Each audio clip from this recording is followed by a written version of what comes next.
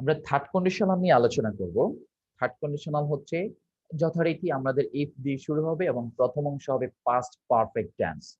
Past perfect tense, পরবর্তী অংশ হবে পাস্ট পারফেক্ট কন্ডিশনাল। প্রশ্ন যে ভাইয়া পাস্ট পারফেক্ট টেন্স আমরা চিনি, past conditional past perfect conditional আমরা কিভাবে চিনব? আমরা একটু স্ক্রিনশট দেখাচ্ছি। দেখো যথারীতি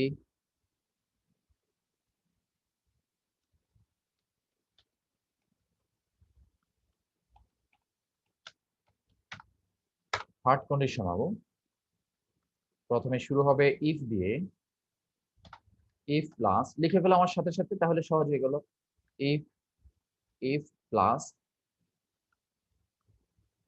past past perfect tense plus past perfect conditional। এখন তোমাদের অনেকের প্রশ্ন থাকতে পারে যে ভাই আমরা বুঝছি যে ইফ দিয়ে শুরু হলে কন্ডিশনাল সেন্টেন্স শুরু হয়, ফাইন। দুই নাম্বার হচ্ছে ভাই আপনি বলতেছেন যে পাস্ট পারফেক্ট টেন্স। তো পাস্ট পারফেক্ট টেন্স আমরা জানি সাধারণত সাবজেক্ট প্লাস হেড প্লাস তারপর হচ্ছে ভার্বের বি থ্রি, তারপর হচ্ছে প্লাস হচ্ছে অবজেক্ট, এতটুকু আমরা জানি। এখন প্রশ্ন হচ্ছে পাস্ট পারফেক্ট কন্ডিশনাল কি জিনিস ভাই? এটা তো একটু নতুন মনে হচ্ছে। Past perfect conditional, past perfect conditional কি? এটা হচ্ছে আমাদের এখন প্রশ্ন। তাহলে আমাদেরকে স্ট্রাকচারটা জানতে হবে। Structure, past perfect conditional structure. দেখো শুরুতে আমাদেরকে সাবজেক্ট নিয়ে আসতে হবে, subject plus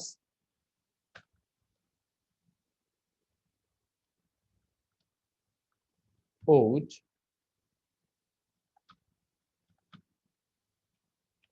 could, might plus have আনতে হবে, হ্যাভ, হ্যাভ, তারপরে ভার্বের বি থ্রি, বি থ্রি।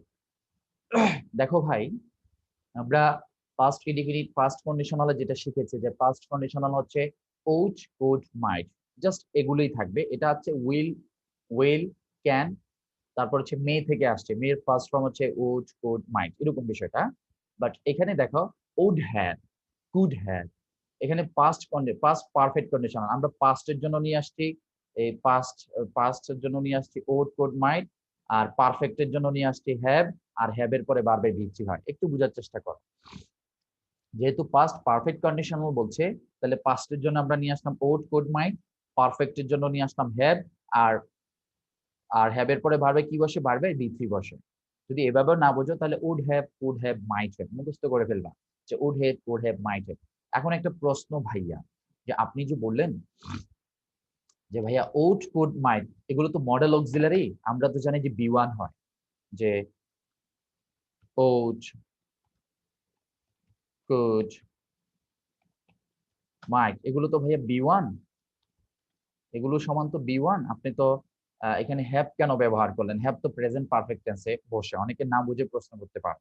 দেখো ভাই হ্যাভ কিন্তু বি ওয়ানই। আমরা টু হ্যাভ ভার্ব শিখেছি না? To have verb, to have verb বলতে আমরা কি বুঝাচ্ছি? টু হ্যাভ ভার্ব বলতে আমরা শিখেছি যে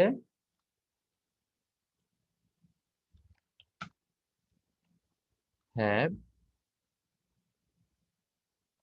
তারপর হচ্ছে হ্যাজ, তারপর শিখেছি হচ্ছে হ্যাড।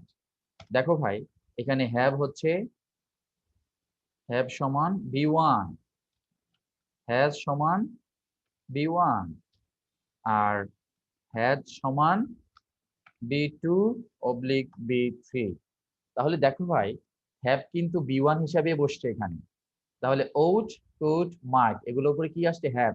হ্যাভ কিন্তু বি ওয়ান হিসাবে এখানে বসছে। এই এই এই এতটুকু পর্যন্ত আমি কিন্তু অতিরিক্ত তোমাদেরকে বোঝানোর চেষ্টা করছি যে ভাই ought, could, might এর পরে হ্যাভ কেন আসলো। হ্যাভ তো ভাইয়া পারফেক্টে বসে, এটা না বুঝে বলতে পারে হ্যাভ কিন্তু বি ওয়ান, কিভাবে প্রমাণ করে দিছি কিন্তু। Have B1, has B1, had কিন্তু B2 এবং B3। যারা একটু ক্রিটিক্যাল বা আরেকটু ডিপলি জানতে চাও এটা তাদের জন্য, ঠিক আছে? আর যারা সহজেই বুঝে গেছো ভাইয়া would have, could have, might have থাকলে পাস্ট পারফেক্ট কন্ডিশনাল হবে, আর বেশি ভিতরে যাওয়ার দরকার নাই। আর যারা টিচিং পেশা আছে একটু বিস্তারিত বোঝার জন্য এটা মনে রাখবে যে হ্যাভ কেন হলো, হ্যাভ আসছে মূলত টু হ্যাভ ভার্বের হ্যাভ এজ হেড থেকে, হ্যাভ হচ্ছে ভার্বের বেস ফর্ম। তাহলে পাস্ট পারফেক্ট কন্ডিশনাল মানে কি? Would have, could have, might have. আমরা একটু বোঝার সুবিধার্থে আমরা মনে রাখবো যে পাস্ট জন্য, পাস্টের জন্য আমরা উড নিয়ে আসলাম, কুড নিয়ে আসলাম, মাইট নিয়ে আসলাম, আর পারফেক্টের জন্য আমরা কি নিয়ে আসলাম? হ্যাভ নিয়ে আসলাম। ঠিক আছে? এখন প্রশ্ন করতে পারো ভাইয়া হ্যাভ এর পরে বি3 কেন হলো? আর হ্যাভ এর পরে তো বি3 হয়, আমরা তো সেটা শিখে আসছি, সেজন্য হয়। আশা করি বুঝতে পেরেছো। স্ক্রিনশট দাও,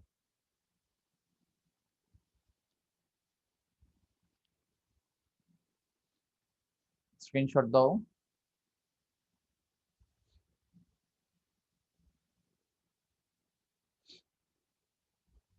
সবাই স্ক্রিনশট দিচ্ছ?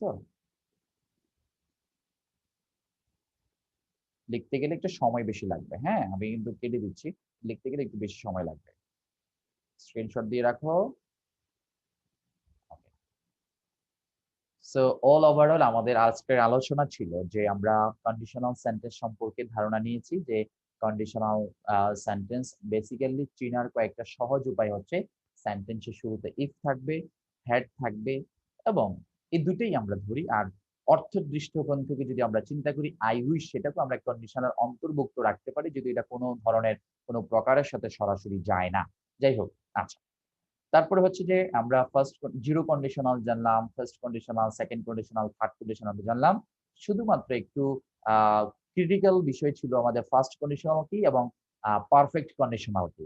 তো আমরা এই স্ট্রাকচারটা মনে রাখবো যে ফার্স্ট কন্ডিশনাল মানে হচ্ছে উড, কুড, মাইট, আর যেহেতু এগুলো মডেল অক্সিলারি তাদের পরে বি1 বসবে। এবং আর পরবর্তীতে ফার্স্ট পারফেক্ট কন্ডিশনাল বলতে আমরা যেটা বোঝাচ্ছি যে পারফেক্টের জন্য আমাদেরকে would have, could have, might have. Perfect condition মানে হচ্ছে would have, could have, might have নিয়ে আসতে হবে, তাদের করে ভার্বে বি3 হবে। এটা মনে রাখতে হবে। ভাইয়া এটা আমি ভালো বুঝি নাই। জি, আজকে মুখস্থ করেন, আজকে পড়েন, আগামী দিন থেকে বুঝতে পারবেন, আগামী দিন থেকে ভালো মনে রাখতে পারবেন। জি ভাই, আপনি যখন বুঝান না তখন খুব ভালো বুঝে, আর আমি যখন পড়তে যাই না তখন আসলে ভালো করে বুঝতে যাই না। অনেকের প্রশ্ন থাকতে পারে, দুইটা কারণ।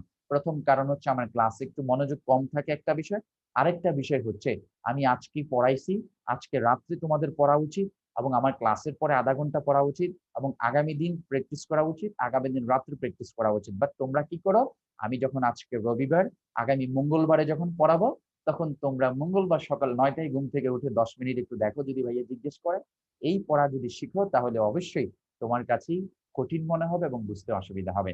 আমরা এই প্রকৃতির স্টুডেন্ট সংখ্যায় কম হলেও অনেক অনেক সংখ্যায় কিন্তু বেশিও আছে, অনেক সময় দেখতে পাই। সো একটু খেয়াল রাখতে হবে। এখন যে জিনিসটা বুঝতে পেরেছো, আধা ঘন্টা একটু পরে গিয়ে বাকি বিষয়টা ক্লিয়ারলি বোঝার চেষ্টা করবে ইনশাল্লাহ। সবাইকে 100% first conditional, second conditional, third conditional বুঝতে পেরেছো কিনা? মাশাআল্লাহ, মাশাআল্লাহ, আলহামদুলিল্লাহ। Thank you so much. Thank you.